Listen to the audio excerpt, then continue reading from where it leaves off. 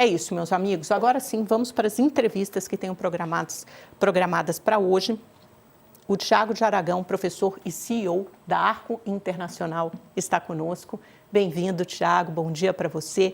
E também a Juliana Inhas, que é professora do INSPER e Head de Economia da ANEFAC, Associação Nacional de Executivos de Finanças, Administração e Contabilidade. Vocês dois sejam muito bem-vindos. Obrigada.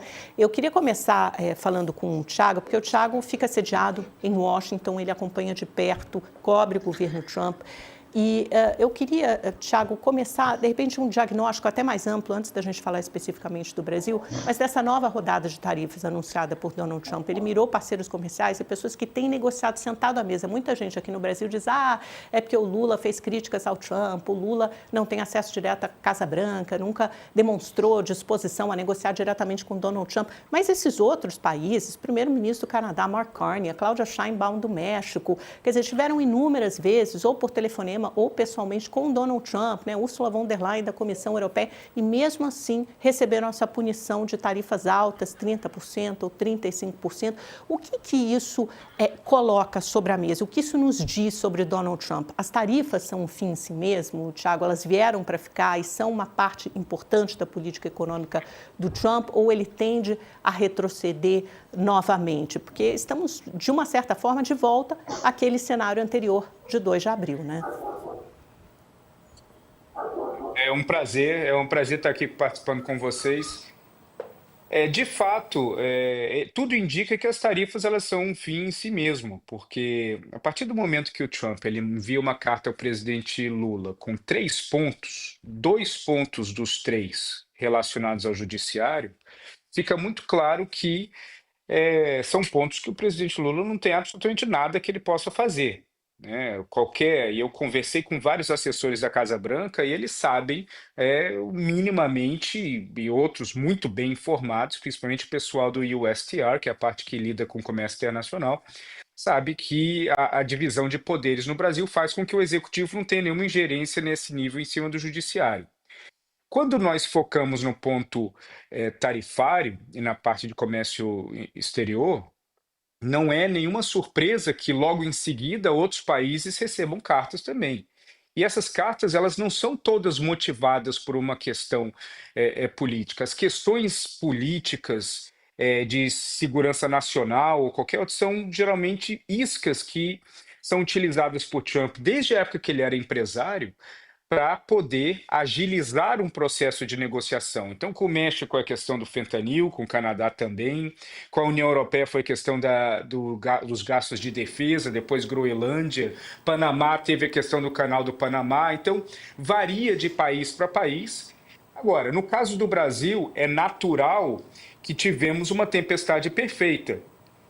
Quando nós tivemos a reunião dos BRICS, a reunião dos BRICS acabou chamando muita atenção para cima do Brasil por conta da ausência de Xi Jinping.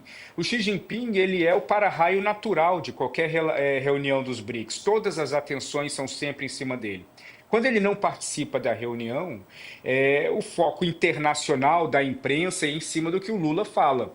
E isso acabou gerando uma tempestade perfeita, mas não foi, nem de longe, o motivador central em cima disso.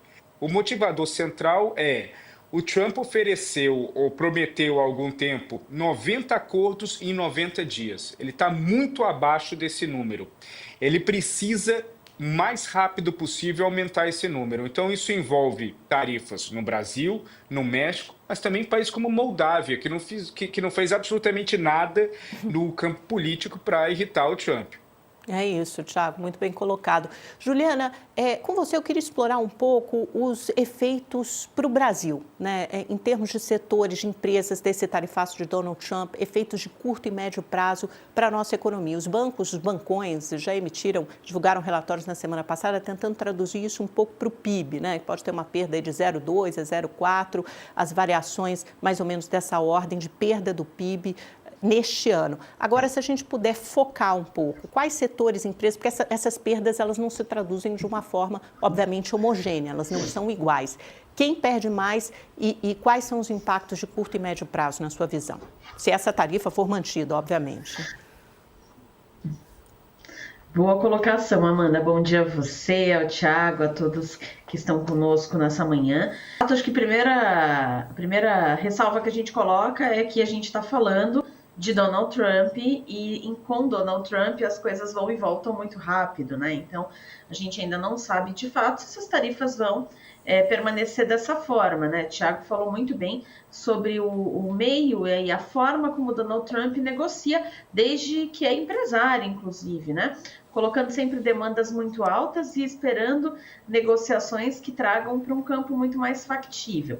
Mas o que a gente sabe, e olhando, né, para os efeitos que podem decorrer dessas medidas, acho que primeiro, bancos realmente estão ali estimando um impacto, em alguns casos, né, indo de 0,2, 0,3 até 0,5, 0,6% do PIB.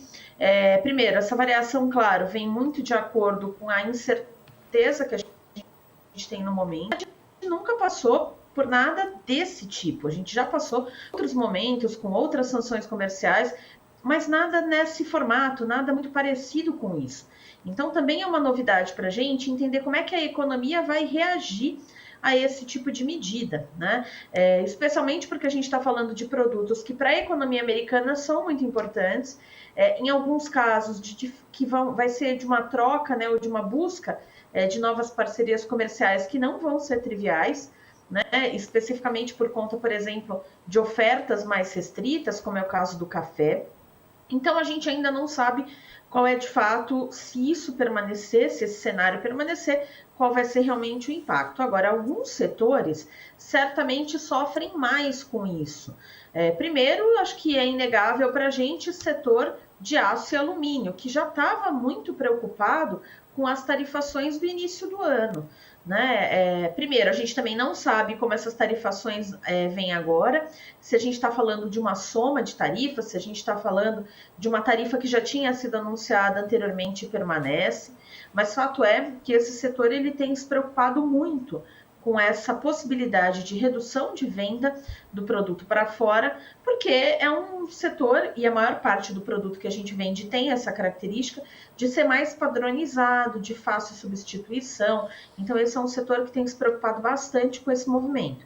Agora, outros setores também se preocupam, né? A gente sabe que produtores de laranja e suco de laranja em específico hoje estão bem preocupados com essa situação. Produtores de café, muito menos em alguns aspectos, porque sabem que o preço do produto está muito elevado, a oferta mundialmente está mais reduzida, então existem espaços para a colocação desse produto em outros mercados, mas a gente sabe que esses efeitos de curto prazo, eles ainda são pequenos, perto dos danos que podem vir ao longo do tempo, né? Acho que a grande preocupação é como é que a gente vai encarar nessa nova realidade uma eventual inflação mais alta, porque essas tarifas encarecem o produto americano. A gente, em específico aqui dentro do Brasil, precisa bastante das importações que vêm da economia americana, ainda que eles não sejam o nosso principal parceiro comercial. Então, os produtos que vão vir de lá chegarão mais caros, vão pressionar a nossa inflação. As taxas de câmbio podem ficar mais altas aqui no Brasil, essa também deve ser eventualmente uma realidade, pode ser um novo caminho de pressão em preços. As taxas de juros nesse cenário poderão permanecer também mais elevadas se todo esse contexto realmente se consolidar. Então, a gente tem outros desdobramentos que podem gerar, por exemplo, um desincentivo maior à mecanização, à modernização, ao investimento em tecnologia e ao próprio investimento em si. Juliana, então, é um cenário de bastante de muita incerteza. Deixa eu te parar só um minutinho, que aí a gente já passa para os efeitos na macroeconomia. Eu quero te perguntar também sobre inflação, câmbio, juros. Só para a gente voltar um pouquinho, Thiago, explorar, você falou aí do USTR, né, que é o representante de comércio, que é o Jameson Greer, que é alguém com quem as autoridades brasileiras têm se reunido muito, ainda que virtualmente, para conversar sobre as ações comerciais dos Estados Unidos e Brasil. Também tem o Howard Lutnick, que é o secretário de comércio americano. Quer dizer, o Brasil tem algum acesso a essas pessoas, mas parece que a cabeça do Trump funciona de outra forma. Tendo todo esse panorama político político ideológico envolvido. Ontem foi até reforçado pelo conselheiro econômico de Trump, que é o Kevin Hassett. Ele falou que ele está muito chateado com essa história do Jair Bolsonaro. Qual pode ser o caminho, na sua visão, para tentar, de alguma forma, contornar essa tarifa? Como é que o governo brasileiro tem que se portar, o que ele tem que se colocar, como ele tem que se colocar para tentar retroceder, para tentar voltar ao cenário anterior, ou pelo menos um cenário mais benigno?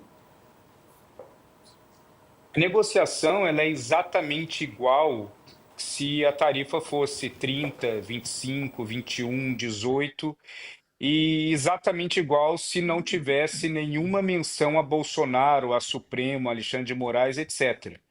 Porque, no fundo, é isso que importa. Todos os mecanismos de negociação que foram dados pelos Estados Unidos, eles recaem exclusivamente numa negociação tarifária.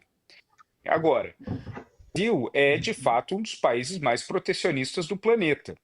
E aí é uma decisão que o governo brasileiro vai querer fazer, que é uma decisão de identificar quais setores ou quais tipos de flexibilização o governo brasileiro estaria disposto a fazer para poder negociar com os Estados Unidos.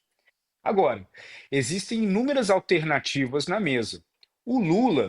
Para o Lula, pessoalmente, as tarifas não são de todo uma questão horrível, porque, primeiro, está cada vez mais claro que o envolvimento, o apreço pessoal que é colocado na carta em relação ao Bolsonaro ajuda o Lula numa questão de colocar a culpa em cima do ex-presidente brasileiro. Segundo, a China já iniciou movimentações em cima do Brasil para tentar não só absorver parte dessa produção, mas também para poder de alguma forma, negociar ou até ampliar o mercado brasileiro em relação aos próprios BRICS. E terceiro, existem alguns produtos que de fato são muito problemáticos, que eles não seriam exportados para os Estados Unidos, mas existem outros que o governo brasileiro poderia olhar até com bons olhos de você ter determinados produtos abastecendo o mercado brasileiro, forçando o preço para baixo. Então o Lula está jogando com a paciência. Agora, o mecanismo-chave para ele é não deixar essa disputa pública. Porque os dois, tanto o Lula quanto o Trump, eles amam as câmeras, eles amam o microfone, mas isso prejudica qualquer processo de negociação. O ideal para o Brasil é ignorar o aspecto político e tratar de uma forma totalmente técnica e principalmente pelas vias privadas e diplomáticas. 3 minutinhos, de repente ainda dá para fazer uma rápida com você e outra com o Thiago. Qual o efeito disso? Eu acho que o Thiago já fala sobre esse interesse da China no Brasil e a gente certamente vai ver países se movimentarem talvez para isolar um pouco os Estados Unidos e acelerarem acordos comerciais entre eles, né? A União Europeia, olhando para a China, acabou de fechar um acordo no fim de semana com a Indonésia, a Ursula von der Leyen anunciou. Quer dizer, o que isso deve causar em termos de reordenamento dessa geopolítica comercial? Bom, sem dúvida, isso é fundamental para que os países, assim como países como o Brasil, achem novos mercados. Acho que o ponto central é, primeiro, a gente perceber que esses acordos, de uma forma mais ampla, eles demoram. Então, acho que o caminho para o Brasil é muito mais pegar a via de acordos bilaterais, que são mais rápidos, do que acordos com grandes blocos, e em blocos, porque isso realmente pode levar muito mais tempo, talvez um tempo que a gente não tenha. Né? Então, muito provavelmente, e acho que nesse aspecto o BRICS é um grande ponto central para essa história, o Brasil pode tentar intensificar a relação comercial que ele tem com países ali dentro do BRICS, aproveitando, né, a sua inserção dentro do bloco, a sua eventual ali, posição bem privilegiada em alguns aspectos dentro do BRICS para tentar melhorar as negociações e achar esses canais para colocar os produtos. Nem todos os produtos certamente vão ter tanta abertura assim. Alguns produtos vai ser mais fácil de colocar nesses tipos de mercado, outros talvez um pouco menos. Thiago, muito rapidamente, só para encerrar, você escreveu um artigo interessante sobre a China, né, dizendo que ela está adorando esse tarifaço do Donald Trump. Explica um pouco por quê. A China está adorando o tarifaço do Trump porque o tarifaço ele afasta os países dos Estados Unidos. no mínimo ele cria uma antipatia.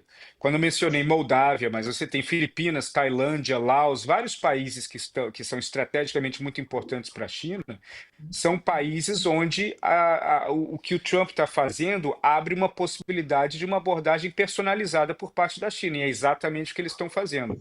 Se eles conseguirem melhorar em 5, 10, 15% a expansão deles global da China, que já é o maior parceiro comercial da maioria dos países do planeta, para eles é excelente. Então, todo esse jogo ajuda e muito a China.